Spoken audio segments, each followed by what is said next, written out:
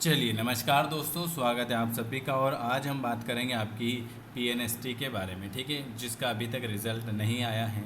तो क्या इसका रिज़ल्ट आएगा या नहीं आएगा, ठीक है। तो आज हम बात करेंगे आपकी एमपी पीएनएसटी जो अभी एग्ज़ाम हुई थी 7 जुलाई को, ठीक है। अभी जुलाई में एग्ज़ाम हुई थी, लेकिन इसका रिज़ल्ट आया नहीं और आचार संहिता लग गई।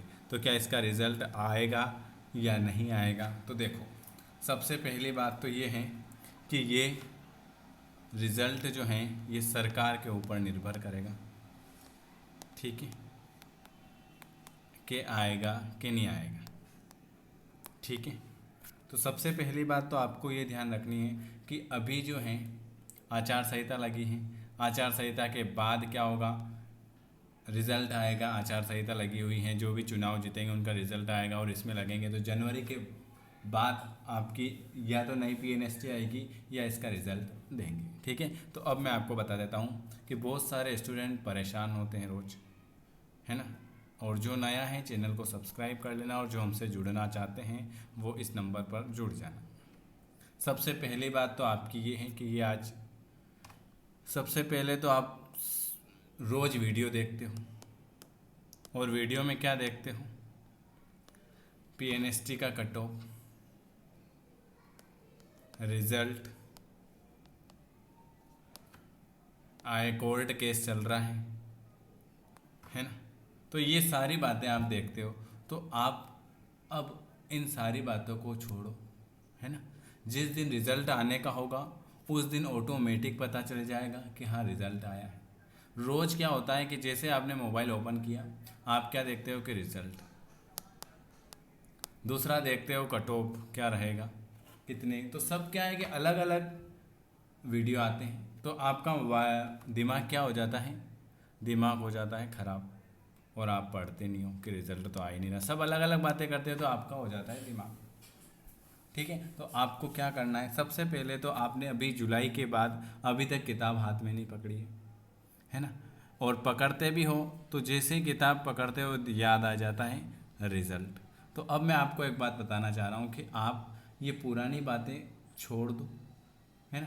कुछ मत सोचो, जिस दिन रिजल्ट आना होगा उस दिन आएगा। अच्छा, आपने अभी तक सोचा तो क्या रिजल्ट आ गया क्या? अभी तक आपने इतनी टेंशन ली तो क्या कुछ फ़ायदा मिला क्या उसका? अगर एक भी आपको फ़ायदा मिला है तो मुझे आप बता दो कि सर हमने टेंशन ली तो हमको अच्छा फ़ायदा मिला। देखो, टेंशन लेने से क्या होता है, एक तो आपका पूरा दिन बिगड़ जाता है। जैसे ही पढ़ने बैठते हो वो याद आ जाता है कि रिज़ल्ट आएगा नहीं आएगा, काउंसलिंग होगी, इतने साल बर्बाद हो गई, ये हो गए। तो देखो, अगर तैयारी करना ही है और वापस से एक बार वो तैयारी करो। जो भी होता है आप सभी को भी पता है कि जो होता है अच्छा होता है, जो भी होता है ना वो सब अच्छा होता है। इसलिए कोई भी बात ना सोचे कि रिज़ल्ट के बारे में, ना वीडियो देखे कि रिज़ल्ट का, ठीक है। आपको क्या, आपको ये सोचना है क्या कि आपने जुलाई के बाद जिस दिन से आपने एग्ज़ाम दी उस दिन तक आपने कॉपी पेन उठाई नहीं। तो मैं वापस से आपके आग्रह करूँगा कि जुलाई के बाद अगस्त निकल गया, सितंबर निकल गया और अक्टूबर निकल गया, 3 महीने निकल गए। अब ज़्यादा लंबा टाइम हो जाएगा तो आप पढ़ नहीं पाओगे, क्योंकि फिर आपका मन नहीं लगेगा। आपने कंटिन्यू अच्छी पढ़ाई की थी, तो मैं वापस से कह रहा हूँ कि वापस से फिर पढ़ना शुरू कर दें। ये जो पढ़ाई है आपकी हर जगह काम आती है। देखो कहाँ कहाँ काम आती है। सबसे पहली पीवीएफटी की एग्ज़ाम में काम आएगी, दूसरी एएनएम का एग्ज़ाम आएगा, तीसरी पीएटी की एग्ज़ाम में काम आएगी, चौथी डाहेट के एग्ज़ाम में काम आएगी, पांचवी नीट के एग्ज़ाम में काम आएगी, छठी छत्तीसगढ़ बीएससी की एग्ज़ाम होती है उसमें काम आएगी, एम्स में काम आएगी। तो देखो इतनी जगह आपकी ये पढ़ाई काम आ रही है, तो आप फिर क्यों कह रहे हो कि सर हम क्या पढ़ें, हमारी पढ़ाई बेकार जाएगी? कैसे जाएगी? इतनी एग्ज़ाम बता दी मैंने, ये लेटेस्ट एग्ज़ाम बता दी। पीवीएफटी हर साल आता है, एएनएम आएगा अभी, पीएटी, डाहेट हैं, ये सब एग्ज़ाम में आपके ये जो आप पढ़ रहे हो एनसीईआरटी ये काम आएगा। अगर आप अदर एग्ज़ाम की तैयारी कर रहे हो उसमें भी आपके साइंस काम आती है। तो आप ये मत सोचो कि हम जो पढ़ रहे हैं वो व्यर्थ है, बिल्कुल भी व्यर्थ नहीं है। अब आपको, और मैं ये भी नहीं कह रहा हूँ आपसे कि आप कहीं बाहर जाओ, कोचिंग करो, पैसे बिगाड़ो, मैं कुछ नहीं कह रहा हूँ। मैं खाली ये कह रहा हूँ कि आप घर बैठे अच्छे से तैयारी करो, क्योंकि आप टाइम निकालते जा रहे हो, टाइम निकलता जा रहा है, वापस नहीं आ रहा। अगर आपने अगर सोचा आज दिन भर यही सोचा कि रिजल्ट नहीं आ रहा, रिजल्ट नहीं आ रहा, क्योंकि सब अलग अलग बातें करते हैं घर में, आपकी सब अलग अलग बातें करेंगे, तेने कुछ नहीं किया है ना, दोस्त करेंगे, सब कुछ अलग अलग बातें करेंगे है ना। तो इन सब की बातों पर ध्यान नहीं देना, आप अपने मन से सोचो कि आपको पढ़ना है या नहीं पढ़ना है, वापस से तैयारी करना है या कि नहीं करना है। मन कह दे कि अब नहीं पढ़ना तो आराम से घर का काम करो है ना, फिर तो एक आध साल में शादी कर देंगे और टेंशन खत्म है ना। और अगर मन कह रहा है कि नहीं एक बार और रिस्क लेते हैं तो एक बार और रिस्क लेना पड़ता है, पढ़ना पड़ता है। ऐसा नहीं कि रोने लग जाते हैं बहुत सारे तो टेंशन में कि सर वो क्या कहेंगे, वो क्या, किससे कोई कुछ नहीं कहता है। आप सिलेक्ट हो जाते हो ना अच्छे नंबर से तो कोई कुछ नहीं कहेगा। इसलिए वापस से फिर आपसे कह रहा हूँ कि तैयारी वापस से चालू कर दीजिए।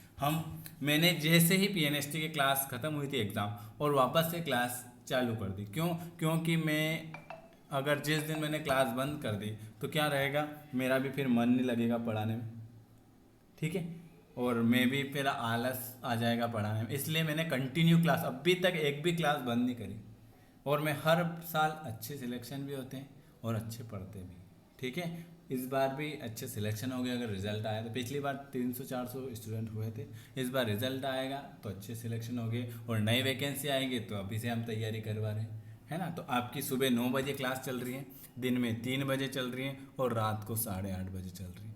सर क्वेश्चन करने से क्या होता है, क्वेश्चन करने से बहुत फ़ायदा होता है। आप देखें एक दिन में क्वेश्चन लेकर आ जाऊँ मैं, आपको जहाँ तक एग्ज़ाम होगी वहाँ तक कराऊँ और एक भी क्वेश्चन डबल नहीं आएगा।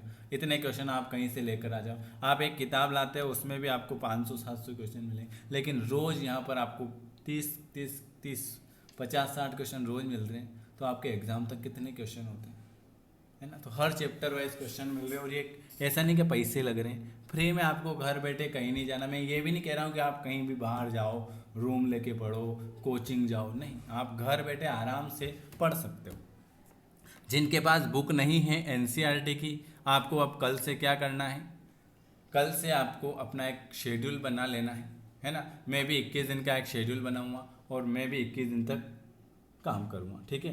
तो आपको 21 दिन तक मेरे साथ, अगर आप भी चाहते हो कि सर हम भी 21 दिन का कुछ, उससे क्या है कि नेगेटिव बातें ख़त्म हो जाती है। 21 दिन का एक प्लान है, जैसे आपका रिचार्ज होता है 28 दिन का, इसीलिए 21 दिन का एक प्लान आजमाएंगे अपन भी, ठीक है। आपको क्या करना है, आपको एनसीईआरटी की बुक पढ़ना है। ऐसा नहीं कि दिन में 10-20 पेज पढ़ ली, आपका मन करे तो 2 पेज 5 पेज पढ़ लो, लेकिन डेली कंटिन्यू पढ़ाई चालू रखो। आप अपने हिसाब से टाइम बनाओ कि मेरे को इतना पढ़ना है दिन भर में, है ना। ऐसा नहीं कि टाइम 8 बजे ही पढ़ना है, 9 बजे, जब आप फ्री हो कि मेरे को आज दिन भर में 50 पेज पढ़ने, कैसे भी करके, सुबह उठते लेकर रात को सोने तक कैसे भी करके आपको 50 पेज कंप्लीट करके सोना है। ऐसा एक टारगेट बनाओ, है ना।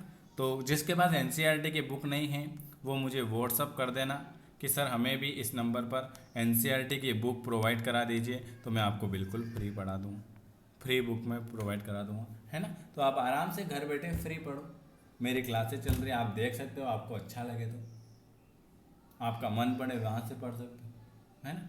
कोई बात नहीं, चलिए चैनल को सब्सक्राइब कर लेना, लाइक कर देना, शेयर कर देना, और कोई भी समस्या हो तो ज़रूर पूछे। आज मेरा पास बहुत सारे मैसेज आ गए थे सर रिज़ल्ट, तो रिज़ल्ट भी आएगा।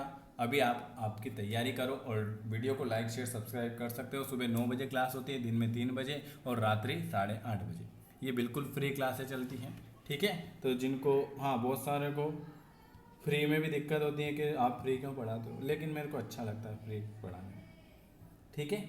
चलिए, आप सभी का वीडियो देखने के लिए धन्यवाद। लाइक शेयर सब्सक्राइब कर सकते हैं। मिलते हैं आपकी 8:30 बजे फिर क्लास में, और जो फ्री में ऐड होना चाहता है वो व्हाट्सअप कर सकते हैं कि सर हमें भी फ्री क्लास में ऐड होना है। वीडियो देखने के लिए धन्यवाद।